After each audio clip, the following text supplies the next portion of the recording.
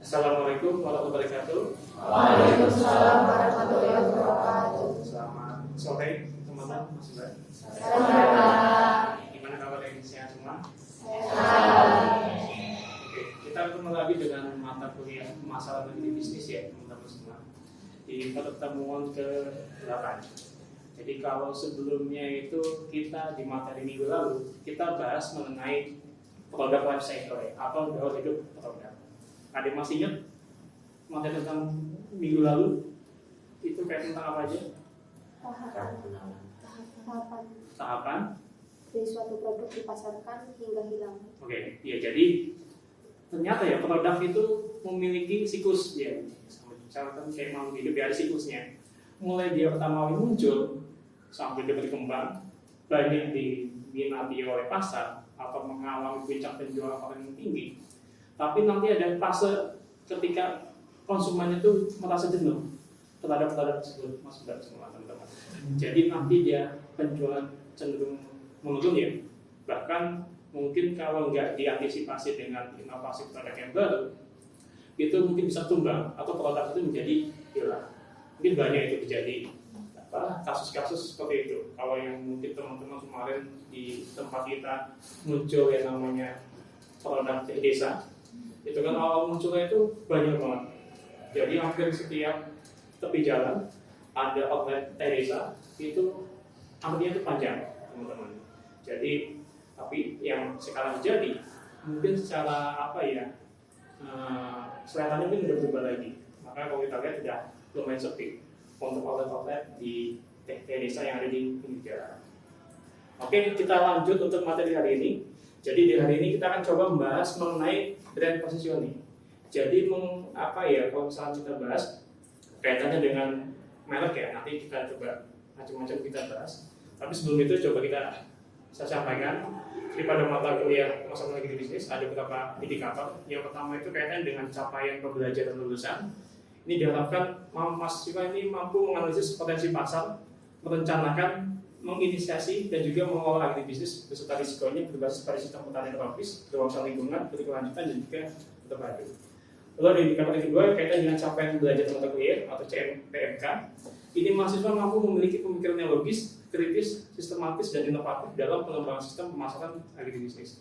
Dan untuk capaian belajar mata kuliah pada hari ini, kita akan membahas mengenai mahasiswa itu bisa mampu mengevaluasi merek, kemasan dan ciri-ciri produk lain yang sesuai dengan perilaku konsumen. Jadi bagaimana sih kalau kita sebagai produsen pemasar ya Mas semua itu menciptakan sebuah produk yang nantinya itu bisa diminati dan juga sampai ke tahap apa yang diinginkan oleh konsumen.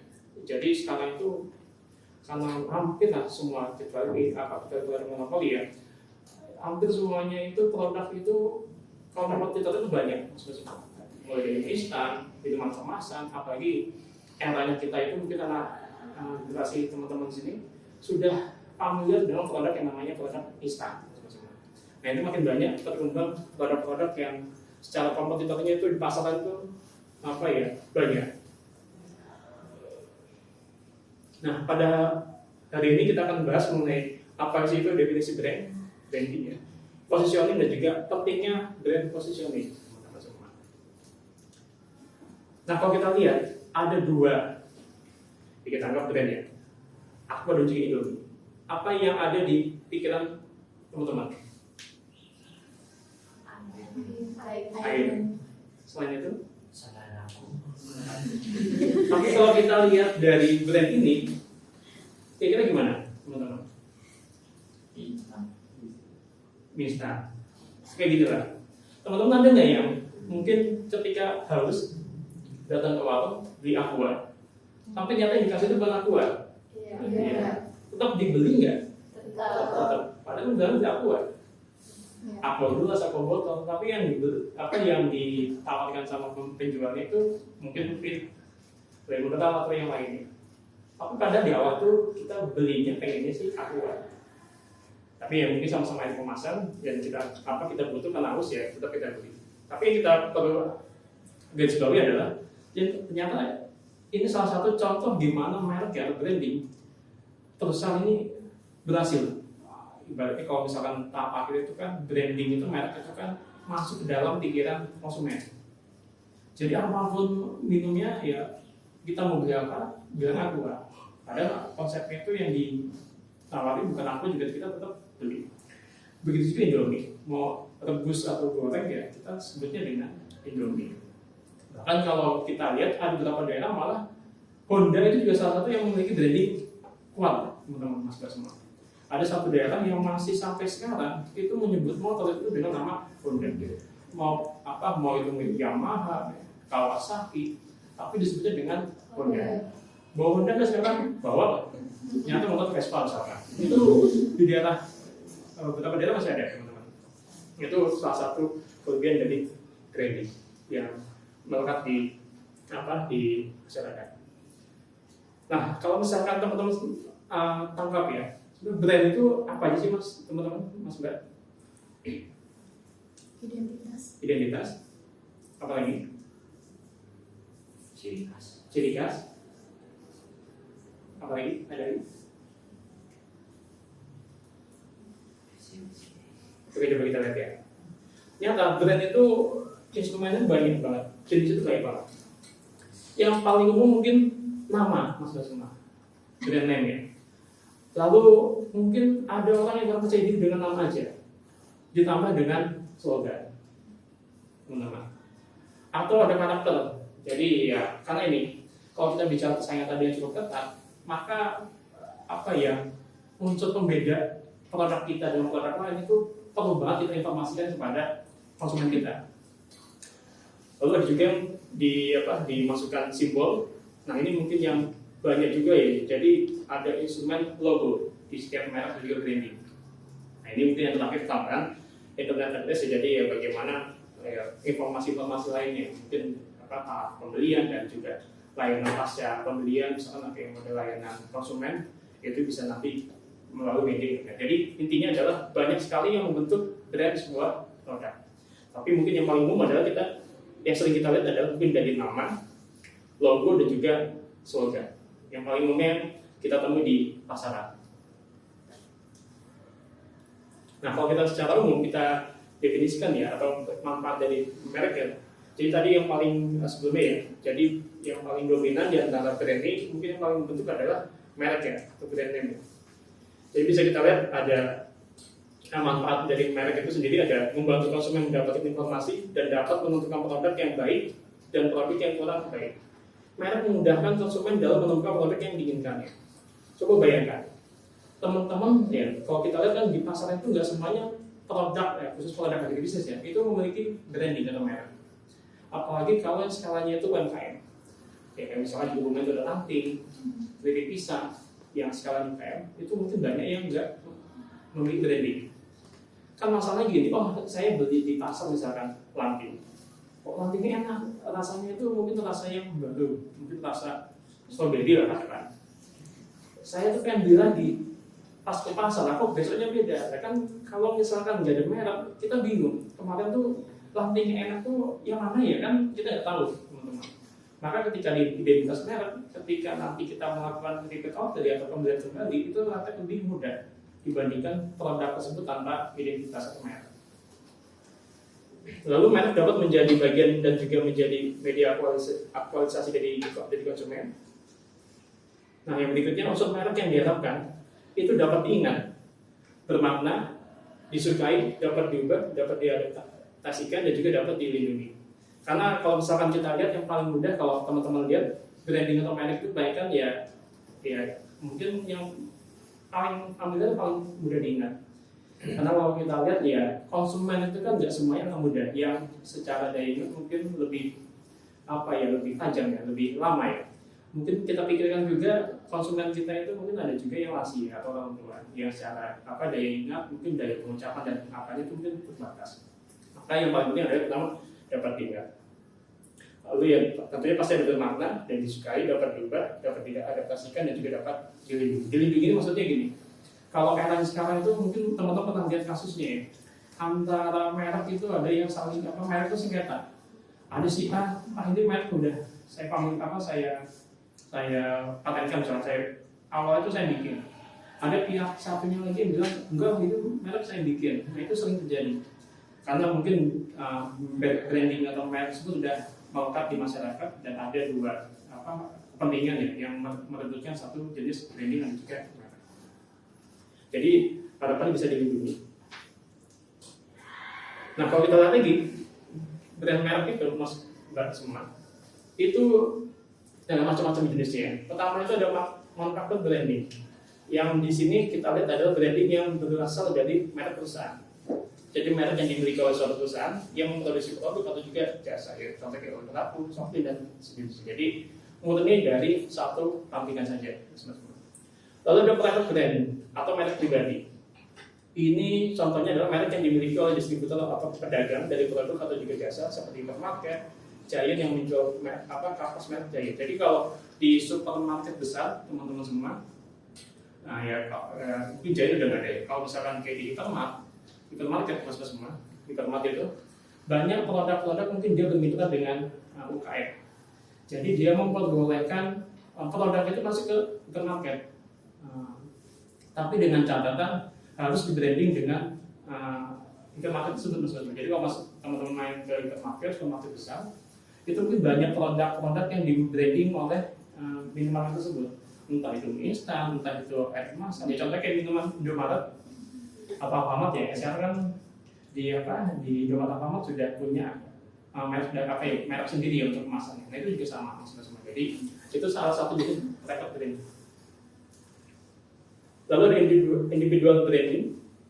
Ini merek individu yang sifatnya itu membeda. Jadi sama-sama produk yang satu perusahaan, produk yang sama, tapi diberi nama yang beda. Misalkan di Danone itu ada Aqua dan Fit. Tapi secara umum sama-sama air kemasan. Tapi yang bedakan adalah Aqua secara kualitas dia diposisikan lebih tinggi dibandingkan dengan Fit. Itu banyak semua. Contoh yang paling yang lainnya ya di luar negeri bisnis kayak maskapai. Maskapai itu kan ada Garuda, ada Citylink, Batik Air dan juga lain. Garuda ngeluarin Citylink untuk mengambil pasar Lion Air. Lion Air bikin batik, itu batik ingin mengambil pasar si Garuda semua. Jadi ya itu sudah sering terjadi di market semua. Jadi dibuat dalam beda merek tapi dengan beda segmentasi pasar. Lalu berikutnya ada family branding. Ini memberi merek yang sama pada beberapa produk dengan alasan mendongkrak merek yang sudah ada dan dikenal oleh masyarakat. Biasanya ini contohnya yang saya contohkan misalnya kayak Garuda. Garuda itu kan contoh satu perusahaan besar ya yang mengkonsumsi berbagai jenis makanan minuman. Ada jelly, ada biskuit, lalu ada kacang-kacangan, semua itu kan tiga jenis produk makanan minum yang berbeda tapi dalam satu industri perusahaan yang sama. Itu adalah Garuda. Berarti contoh dari family branding. Jadi ciri-ciri merek produk, merek sebagai tadi mudah diucapkan, mudah diingat, sebaiknya juga mudah dikenali, sebaiknya didesain dengan menarik, menampilkan manfaat produknya, dapat menonjolkan sebuah perusahaan, menonjolkan perbedaan dengan produk yang lainnya yang sejenis, sebaiknya tidak melanggar aturan atau adat ya. Ini mungkin ada beberapa juga kasus yang mereknya itu mungkin sedikit ada bertentangan dengan adat tertentu yang sebenarnya itu harus dihindari. Dan merek itu terlindungi dengan baik, jadi bisa didaftarkan oleh ke pemerintah semua. Ya, tadi mungkin dengan melakukan pendaftaran hak paten. Nah ini soal regulasi, merek itu dikatakan sebagai tanda yang berupa gambar, nama, kata, huruf, angka, susunan atau kombinasi dari susu tersebut yang memiliki daya pembeda dan digunakan dalam kegiatan perdagangan, barang dan juga jasa. Jadi nggak cuma produk berupa barang, tapi jasa pun juga kadang memiliki branding. Nah, ini contoh ya, misalkan kaitan dengan merek, ada merek yang memang dia tuh hanya sebatas nama ya. Contoh kayak ini, mouse pad ya, Nintendo, ada Aqua, Bata, Rinso, FC dan jenisnya. Lalu ada juga yang menerapkan simbol, tadi salah satunya dalam unsur brand ya, ada simbol. Misalkan pada Windows itu gambar jendela, motor itu ada sayap misalkan. CFC itu kereta kereta kuda, KFC itu misalnya kayak gambar orang tua dan seterusnya itu ada ya urut dikombinasikan dengan simbol dalam mencapai bentuk merek tertentu, branding tertentu. Ini contoh lainnya. Jadi dalam bentuk merek yang pertama itu bisa dari gambar. Ini kalau kita lihat ya nah yang pertama mungkin memang bukan produk bisnis ya, tapi memang nanti Nah, yang memang yang lebih dominan ya produk non agribisnis ya yang bisa kita lihat apa kita tangkap dari aspek gambar yang kita kenal. Yang kiri itu apa? Mas Mbak semua? Mitsubishi ya, merek mobil. Yang kanan? Nah ini ya salah satu bentuk branding yang ya berhasil ya, karena dengan cukup menampilkan gambar, konsumen sudah tahu produk itu tentang apa atau merek apa. Lalu bisa juga dia dengan menggunakan nama. Pernah ketemu sop ayam Kamil Klaten? Pernah? Belum ya? Ya mungkin juga belum ada ya. Tapi kalau di daerah Klaten atau daerah kota besar lainnya mungkin ada. Jadi identik dengan spanduk yang warna hijau dengan tulisan yang warna merah. Jadi ini maksudnya menggunakan nama. Atau juga ketika sehari ini juga trending dengan menggunakan nama. Itu yang diperbolehkan, itu kan masing-masing novel. Tapi tadi kembali lagi sebisa mungkin yaitu mudah diingat dan juga mudah diucapkan. Kalau namanya teman-teman ada yang bagus yang susah diucapkan, namanya lebih Latin-Latinan, ya mungkin disingkat aja. Karena nanti konsumennya itu susah. Nanti ada ibu-ibu suka sama kue buatan teman-teman. Ada tampilannya itu kue apa? Karena namanya Latin susah dibaca, embuk. Dan itulah, jadi yang penting mudah diucapkan dan juga mudah diingat. Ini bisa dengan gambar dan juga nama. Lalu bisa juga dengan kata ya, misalnya kayak polyton dan juga Toshiba. Atau bisa dengan huruf ya, tadi bisa inisial, bisa ASP dan juga ABC misalnya kecap. Atau bisa juga dengan angka. Seperti 45, misalkan ini apa Samsung 234. Atau bisa juga kombinasi, misalkan menggunakan logo simbol dan juga huruf, Yamaha dan juga Honda. Ada yang menarik Mas Mbak semua. Kalau Honda itu kan ada, Honda itu ada dua ya, ada yang mobil dan juga motor ya. Logonya kan beda ya. Kalau Honda mobil itu H, kalau yang motor itu sayap. Kenapa sama Honda tapi dibedakan? Kira-kira kenapa? Beda juga yang lain-lain. Target pasar beda. Ada lagi yang lain?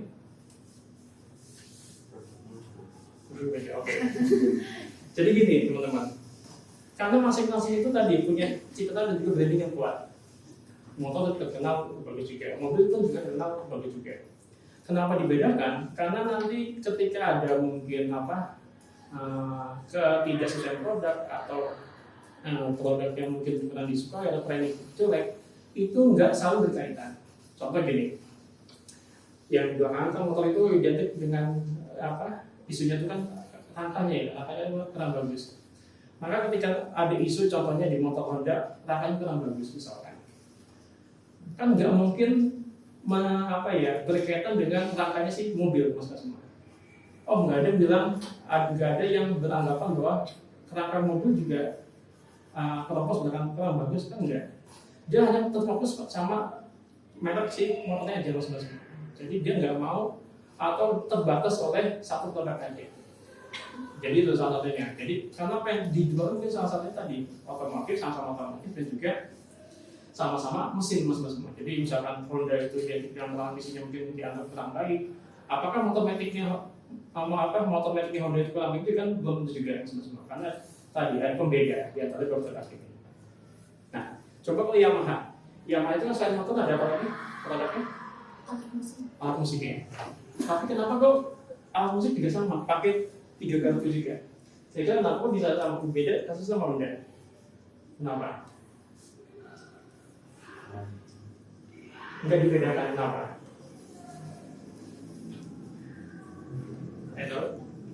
Karena memang produknya beda teman-teman. Kalau tadi kan sama-sama mesin ya, jadi ada masih saling terkaitan. Tapi kalau ini enggak. Kalau misalkan nanti gitarnya itu suara senggan, itu nanti nggak akan mengawin motornya si Yamaha mas. Jadi ya itu ada produknya beda nggak apa-apa. Lalu secara umum statistik brand yang paling kuat itu menurut data itu iPhone ya mas semua. Jadi udah kalau gambar atau agak coak dikit itu udah trending itu adalah iPhone. Iya. Nah ini contoh kira-kira produk dari mana teman-teman? Indonesia ya. Banyak orang yang mengira ini bukan keluar. ternyata semua ini adalah produk lokal kita, mas semua. Ya, kita beranggapan positif bahwa ternyata produk lokal kita itu juga ada yang dikenal dengan apa secara spesifik kualitas mungkin menyamai produk luar. Tapi secara umum ini adalah produk lokal kita. Lalu berikutnya positioning, sebelum masuk ke positioning ada yang mau tanyakan teman-teman, Mas Mbak terkait dengan branding? Belum ya. Nah, kalau kita lihat semua dua branding ini ya, yang bedakan apa? Slogan. Nah, jadi ketika kita sudah masuk ke positioning, semua, kita perlu ibaratnya memposisikan produk kita tuh di mana atau keunggulannya itu apa, mas semua. Maka biasanya identik dengan ya slogan seperti ini, mas semua. Bisa kita dapat dengan slogan KFC itu jagonya ayam. Orang mau makan ayam goreng itu ya kita tadi KFC. Bahkan jagonya ayam di dalam KFC yang juga sama-sama menjual ayam lagi kan. Dia nggak bisa untuk mengambil peranan yang udah dipegang oleh KFC. Ya jagonya ayam tadi udah KFC, maka dia mencoba untuk yang lain, yaitu bukan cuma ayam. Karena yang mungkin KFC itu kalau kita lihat ada jual nasi goreng dan seterusnya. Jadi ini memperkuat positioning dari masing-masing branding. Jadi biasanya perlu dengan slogan-slogan. Ini kalau kita lihat positioning bisa kita anggap sebagai tindakan merancang penawaran dan juga istilah perusahaan agar mendapatkan tempat khusus dalam pikiran pasar sasarannya. Tujuannya adalah menempatkan merek dalam pikiran konsumen untuk memaksimalkan manfaat dari potensial bagi si perusahaan. Nah, perlunya positioning di sini agar perusahaan sukses dalam menangkan persaingan. Yang kedua juga perusahaan bisa mendapatkan tempat di benak pelanggan. Lalu perusahaan mendapatkan tanggapan positif dari masyarakat dan pasar serta akan menciptakan keberadaan kredibilitas perusahaan. Ya, walaupun nanti kalaupun trennya negatif juga ngaruhnya ke citra perusahaan. Tapi secara umum kita anggap bahwa perusahaan itu mencoba untuk memposisikan diri untuk produk yang paling baik, mas. Nah, ini contohnya misalkan positioning untuk Indomie contohnya. Yang memiliki keunikan produk sehingga tidak meniru tidak memiliki itu ya. Identik tadi yang disebutkan ya Mas Iman. Indomie itu selera aku. Lalu juga ingin menanamkan bahwa produk jenis bukan selera di pasar mie. Nah, ini contoh untuk positioning untuk kasus Indomie. Ini lainnya lagi positioning yang kita saking kreatifnya perusahaan. Ada yang dilihat dari prosesnya kreatifnya, semua. Misalkan Oreo, katanya itu identik dengan cara konsumsinya itu harus diputar dulu, dijilat baru dicopet ke susu misalkan, semua. Itu udah melekat di anak-anak. Atau yang berikutnya tadi simple ya. Jadi kita punya tujuan untuk punya merek yang namanya susah diingat, maka kita buat simple. Misalkan kayak BMW itu aslinya namanya Bavarian Motor Works. Jadi BMW itu berasal dari Bavarian ya, daerah Bavaria itu daerah Jerman. Dulu industri motor gitu yang membuat mobil, maka dibuat Bavarian Motor Works. Tapi karena susah disebut dengan inisialnya yaitu BMW contohnya. Ini juga ada konsisten ya. Dengan slogan minuman berenergi itu Extrajuice identik dengan Extrajuice. Jadi kita mau kerja berat, mau nyambung, kayaknya kalau nggak minum Extrajuice itu kayaknya ya lemes gitu. Anggapannya begitu positioningnya. Jadi harus kita minum Extrajuice baru kita nyambung. Tadi jagonya ayam itu mendominasi produk tersebut. Lalu menggunakan bahasa pelanggan bisa kayak rokok Sampurna ya, itu dulu identik dengan asiknya rame-rame. Mungkin karena rokok itu kan biasanya temen nongkrong ya, ada di tongkrongan sambil rokok ya, emang lebih enaknya rame-rame. Atau sekalian dianggap pancen oye, pancen masuk paling bagus. Jadi pancen oye itu kan bahasa masyarakat, jadi biar mudah diterima oleh masyarakat. Ini secara umum manfaat brand positioning bisa diferensiasi dari kompetitor, membedakan dengan kompetitor, membangun identitas merek yang kuat, meningkatkan loyalitas pelanggan, mempermudah komunikasi dengan komunikasi pemasaran yang misalkan dalam iklan dan seterusnya itu lebih mudah, meningkatkan penjualan harapannya, dan juga menetapkan harga yang tepat. Kenapa kok ada menetapkan harga yang tepat menurut Mas semua? Jadi kalau kita lihat, misalkan contoh ini lagi tentang otomotif ya. Nanti kalau misalkan produk pertanian mungkin jadi bahan penelitian teman-teman semua. Jadi kalau kita lihat misalkan tadi ya BMW, Audi dan Mercedes itu kan identik dengan mobil-mobil yang mewah, yang nyaman. Maka ketika dia sudah memiliki branding yang kuat seperti itu, dia bisa memainkan harga. Dalam arti ya dia harga mahal pun ya kita tetap beli semua. Nah itu salah satu tadi keuntungan ketika kita sudah punya citra yang baik, brandingnya kuat, ketika kita menjual dengan harga yang relatif mungkin di atas pasar, itu tetap dibeli oleh konsumen. Semua. Sampai yang pertanyaan nggak bukan. Jadi nanti brand positioning ini menjadi dasarnya. Nanti kita ada tugas project teman-teman buat produk. Nah produk itu yang paling utama nanti Mas buat brandnya apa, mereknya apa, dan kemasannya seperti apa. Jadi nanti cobalah. Mungkin kelompoknya punya inisiatif namanya apa yang mudah diingat, dan nanti coba kita pasarkan dengan media sosial misalkan. Tapi perlu dipikirkan lagi. Kira-kira brandingnya apa tadi yang mudah diingat, atau yang secara desain itu menarik itu Mas. Nah nanti untuk tugas yang hari ini itu proyeknya nanti ya di akhir ketemu akhir materi ini di sebelum UAS. Untuk hari ini tugasnya adalah nanti teman-teman individu pilih salah satu produk agribisnis, identifikasi terkait dengan brand positioning produk tersebut. Lalu berikutnya adalah bandingkan dengan kompetitor lain untuk produk yang sejenis. Jadi tadi ya Mas bisa memilih Aqua, bandingkan dengan merek lainnya, masih positioningnya dia. Nah nanti dikumpulkan di e-learning ya. Itu dengan batas waktu upload pertemuan berikutnya. Jadi sebelum pertemuan berikutnya nanti H-1 udah harus masuk semua tugasnya. Jadi nanti di pertemuan minggu depan kita diskusikan dari masing-masing tugas yang teman-teman kumpulkan di e-learning. Jadi saya harap masing-masing mahasiswa itu memiliki produk yang berbeda-beda. Jadi nanti muncul kasus yang beda-beda di antara teman-teman mahasiswa. Ada yang bertanyakan teman-teman Mas Uda? Ya. Apakah brand positioning itu dapat berubah seiring berjalannya waktu atau harus tetap sama? Oke. Kira-kira mau jawab ya teman-teman? Jadi gini, kalau misalkan brand positioning tadi ya kuat, udah baik, rasanya saya mau diubah teman-teman semua.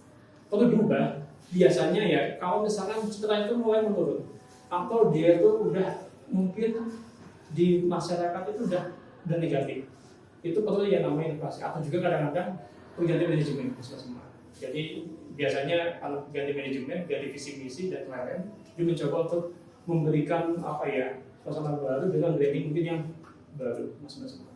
Seperti itu kebanyakan. Jadi kalau misalnya udah citranya udah baik, branding udah kuat, ya biasanya itu enggak. Kayak merek yang tadi Honda, kan yang sampai sekarang itu enggak pernah berubah logo sayap dan juga logo haknya semua. Mungkin nanti ketika dia ada citra buruk, tren buruk atau diakuisisi oleh perusahaan lain, ya bisa aja nanti dia merubah merek ya, entah namanya Honda lagi atau brand logonya itu bukan hal yang besar, itu bisa terjadi. Tapi selama citranya masih bagus, alasannya sayang untuk perusahaan itu keluar dari branding yang sudah ada. Gitu Mbak. Ya. Kalau ada lagi? Nggak ada. Kalau nggak ada, mungkin saya akhiri ya. Sampai ketemu di minggu depan. Akhir kata, Assalamualaikum warahmatullahi wabarakatuh. Waalaikumsalam warahmatullahi wabarakatuh. Selamat sore semuanya. Sore Pak.